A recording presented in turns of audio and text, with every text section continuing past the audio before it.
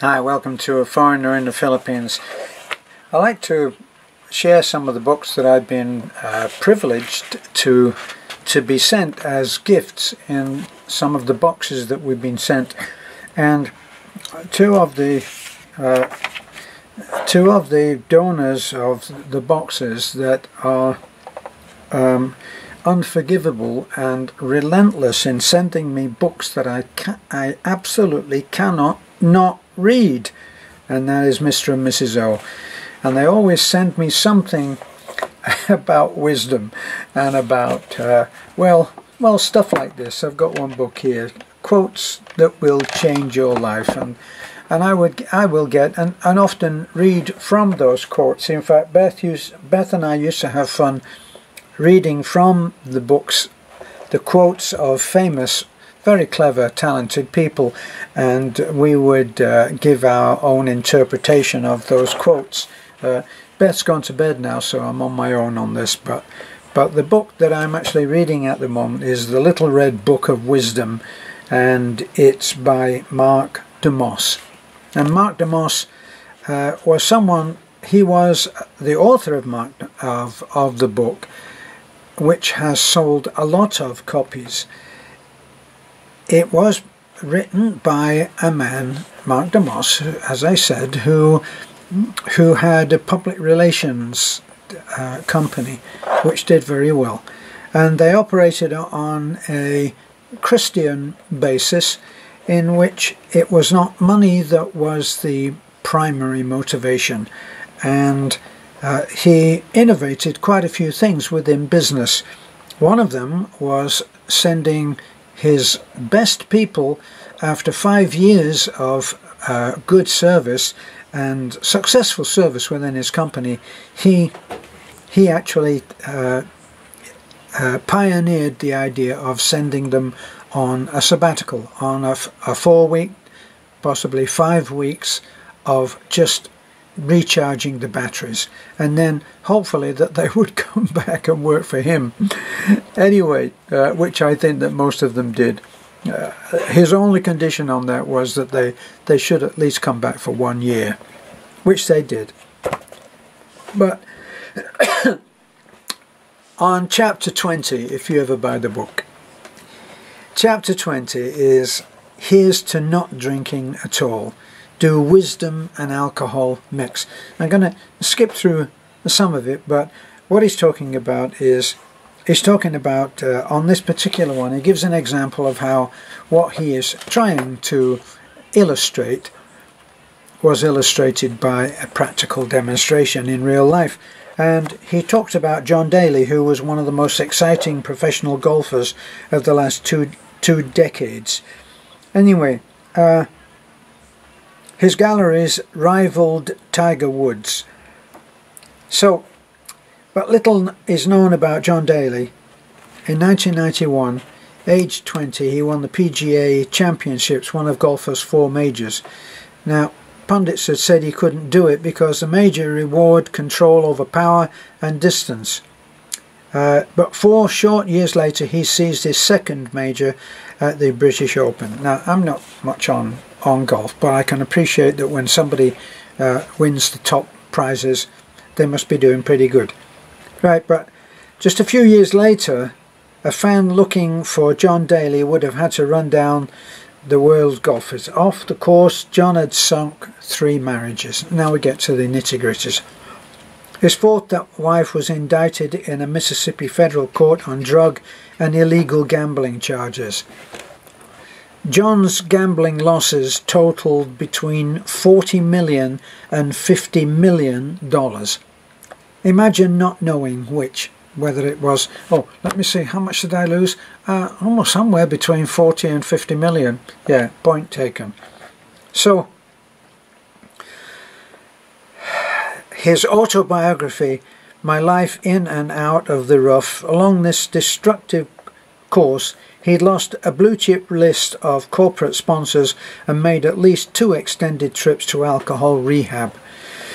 So, here's a man who had everything going for him, and alcohol stepped in like a second person and ruined it. And even after all of that, he said, honestly, probably I would not stop drinking completely.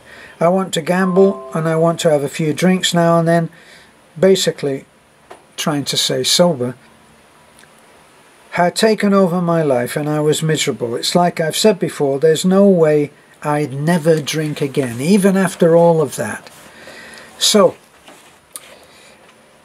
the point that that Mark, the author, is trying to make is for not drinking at all. Now personally, I don't drink.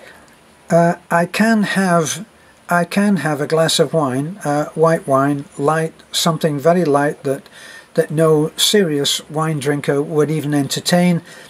I can have a cold beer now and then, and probably not even be able to open the second can.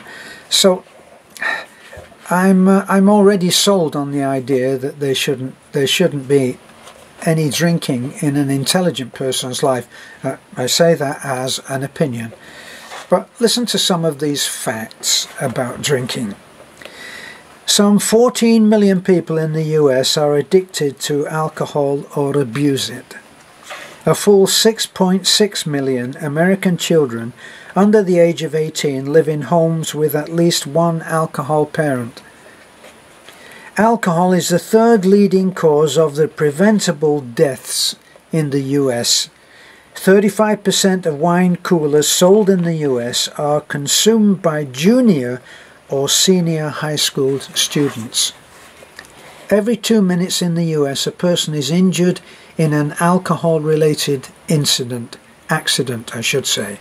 Approximately 53% of adults in this country report that one or more of their close relatives has a drinking problem. Between 250,000 and 360,000 of the current college student body in America will eventually die of alcohol-related diseases. Now, what I know is from my experience as a musician. Now, musicians are renowned for, well, in the US, maybe not, I don't know in the US, but certainly in the UK, musicians are known for liking a drink. The thing that I've found with people who really like a drink, and I have good friends who fall into this category, is that none of them think that there's a problem. Now, I remember when I was striving to be a top professional trombone player, and that was in my goals. When I was in the army, I dreamed about coming out of the army and being in top bands, being a great player, and I worked very hard for that as well.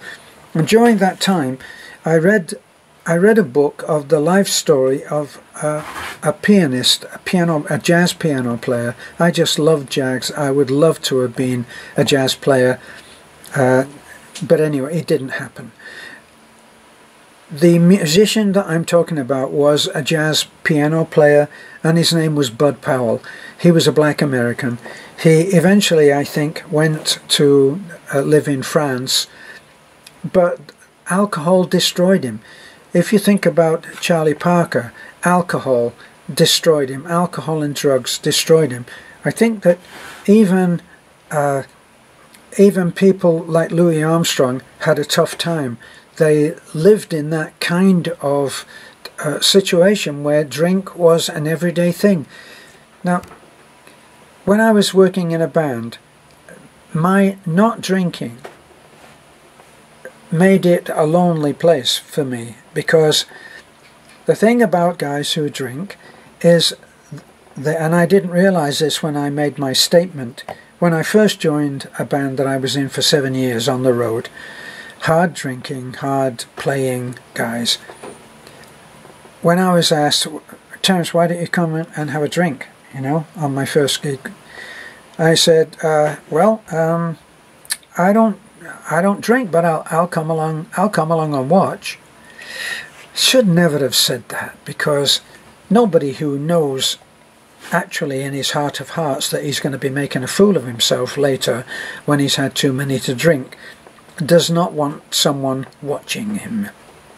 So I spent 7 lonely years from my perspective in that band, and I watched as alcohol destroyed many of those people, and I've learned since that some of them have actually died, and it was not a good thing. It was not a pretty thing. Some of them died, some of them let their marriage die, and I've made this distinction once before of how, because I didn't drink, and the wives of the guys in the band would sometimes come on a gig, if it was that kind of a gig. Sometimes we played in parks where it was an Opal thing, and it was a big family thing. They would tell me, I remember one wife telling me about the drink and how it was like a third person in their life, in their marriage.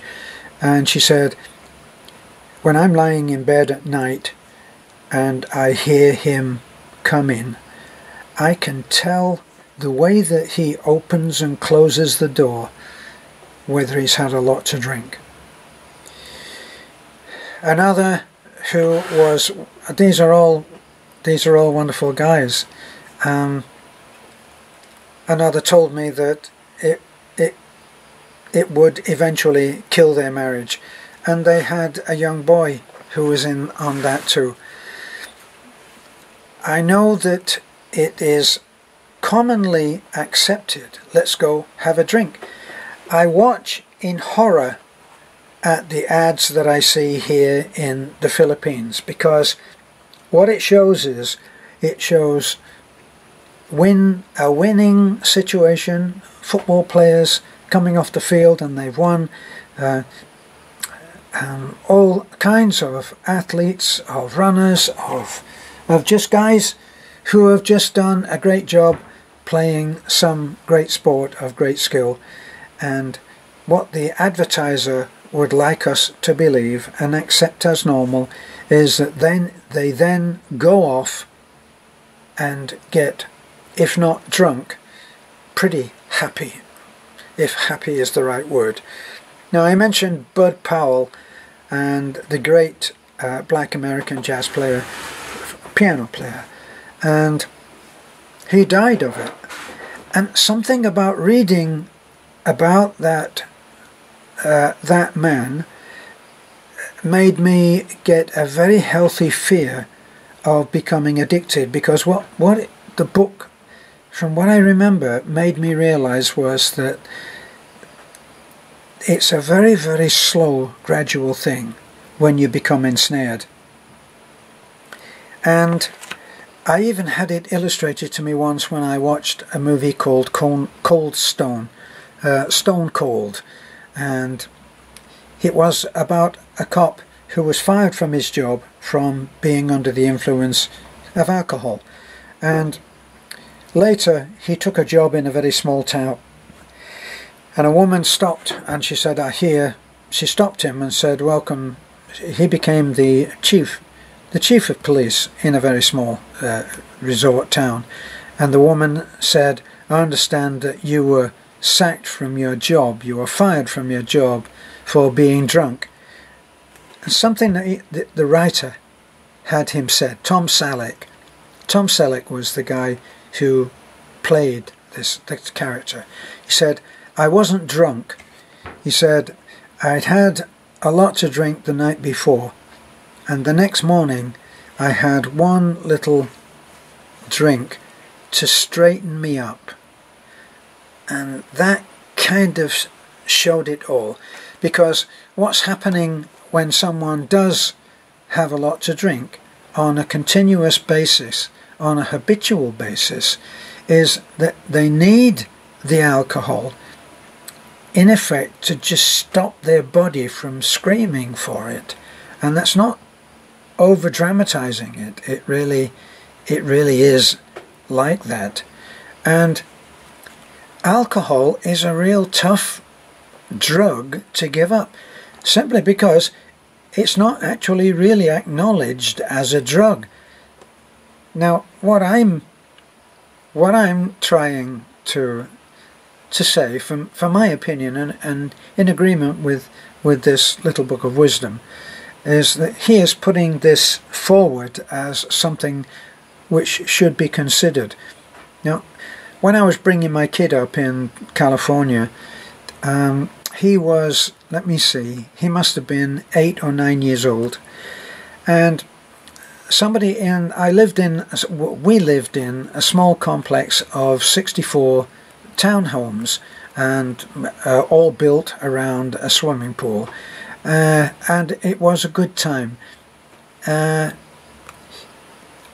Another man came to live in that, and we got talking, and he invited me over and said, why don't you come over, say hello after work. And I went over there, and he was a guy that liked a few beers after work, and I accepted a beer. Well, in our home, my son Luke and I never had alcohol. We never had alcohol in the fridge. It was never part of our life. And Luke came over when he knew that I was over at this guy's house, and he saw that I had a beer.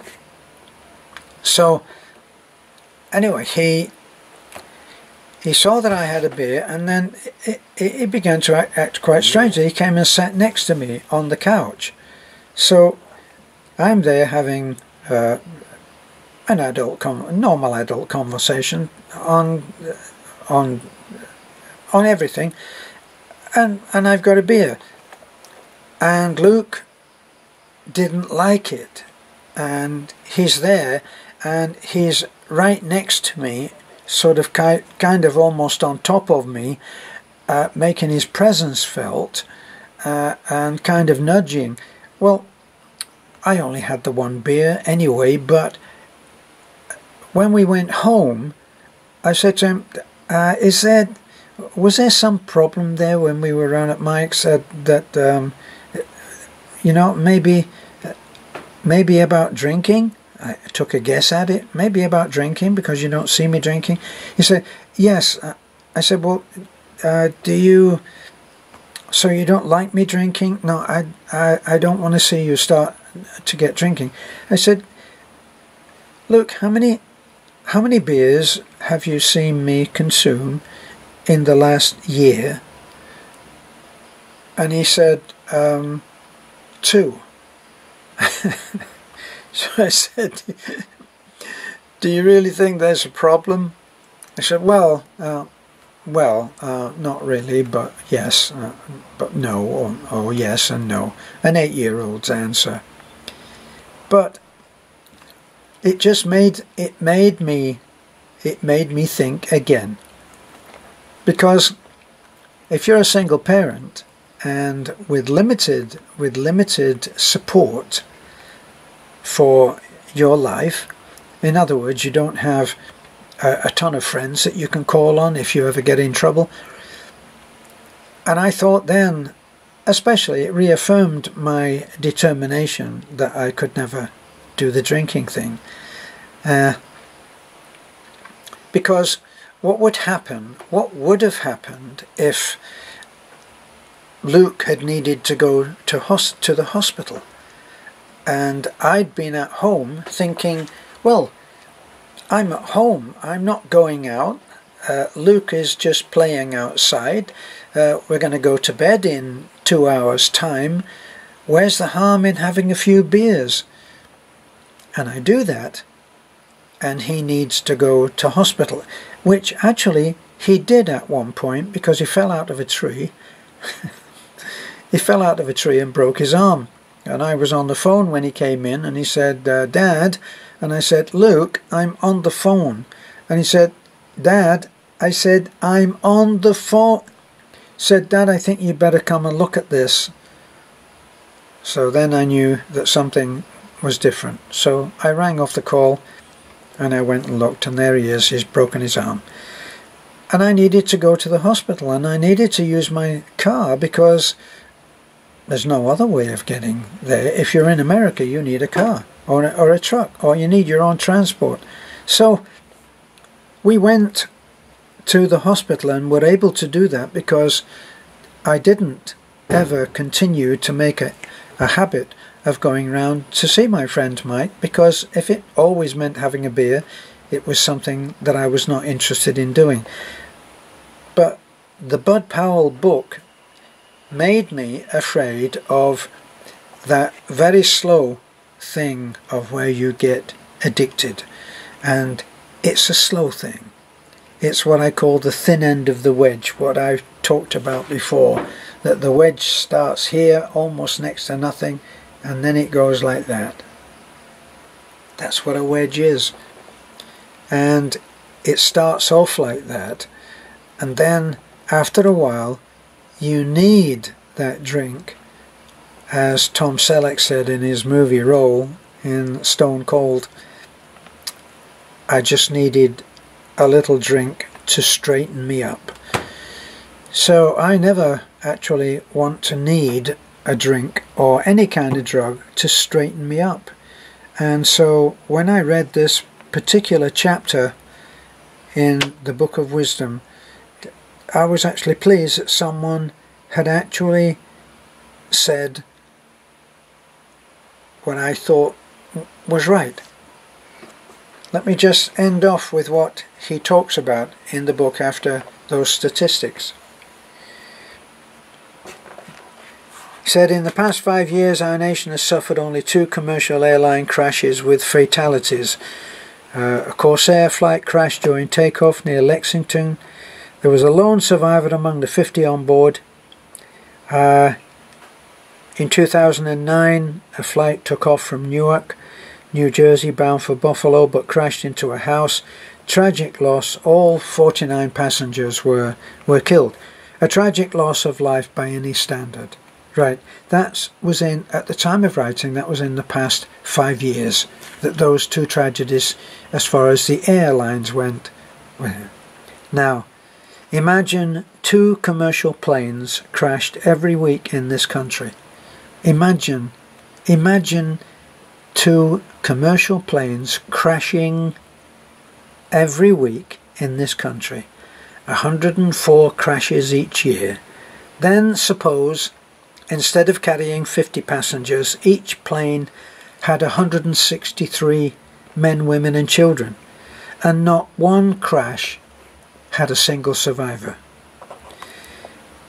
According to the National Highway Traffic Safety Administration, that's how many alcohol-related traffic fatalities we've suffered in America each of the past 3 years. 17,000 people dead per year.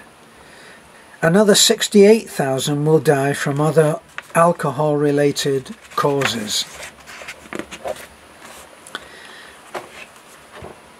Alcohol abuse costs the United States an estimated $185 billion a year, according to the National Institute on Alcohol Abuse and Alcoholism. In 2011, we'll spend $13 billion less than that on the Departments of Transportation, Education, and Homeland Security combined. So just on the effects of alcohol. And so on a very practical level, all that I knew when I was in a band was that I was totally sober, and around me guys were having a good time. One guy said to me, "You don't drink?" "No." "You don't smoke?" "No." Wow. I want to have some fun in my life. Imagine that. Imagine that you would be of such a viewpoint that you need alcohol to have fun. It's kind of a little bit beyond me. What I did see was that talented musicians gradually began to play worse. As they had another drink, their ability to really think and play deteriorated, and the standard of music in the band just dropped. As the night went on, that's what happened, and I was very saddened by that. But it was something that was so accepted that as long as the band got through the night, I'm talking about a 13-piece band now, a big band,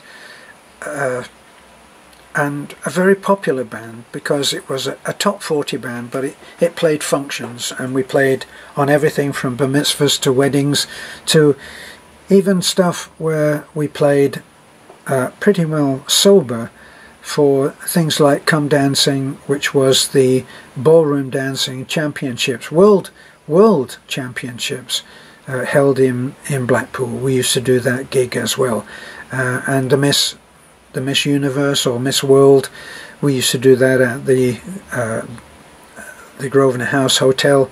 The ball after the contest was over, and we'd see all the celebrities there, and they're no different. They get drunk as well, and when they do, they're not the same, and that was always reinforcement for me. So I just wanted to share this one piece from a book that has had a great impact on me. Hope that you found it of some interest. Once again, it was by Mark DeMoss, and it was The Little Red Book of Wisdom. There it is. So, thanks for listening to me waffling on from this book. I'm giving all of the credit for all of the wisdom to Mark DeMoss. I only take credit for sharing with you some of the, what I think now of as sad stories because of the people that I've lost. This is Foreigner in the Philippines. Bye for now. But I'll close with a comment on the way that things have changed. I don't know whether you would even remember this, but at one time it was totally okay for Frank Sinatra with a cigarette in his hand and looking super cool, and he sang that song. It's 3:15, there's no one in the place except you and me. So set 'em up, Joe, I've got a little story I want you to know. I'll tell you, my friend, we've come to the end of a sweet episode. So give me one for my baby and one more for the road. Imagine a time when awareness was so low of what people go through when they drive and drink. Before those times when those mothers who just became so outraged at the fact that a drunken driver had taken the life of one of their children and went on the rampage and changed the way that we think. But there's Mr. Cool getting up there and saying, set 'em up, Joe. Amazing, isn't it? Things have certainly changed. This is a Foreigner in the Philippines. Bye for now.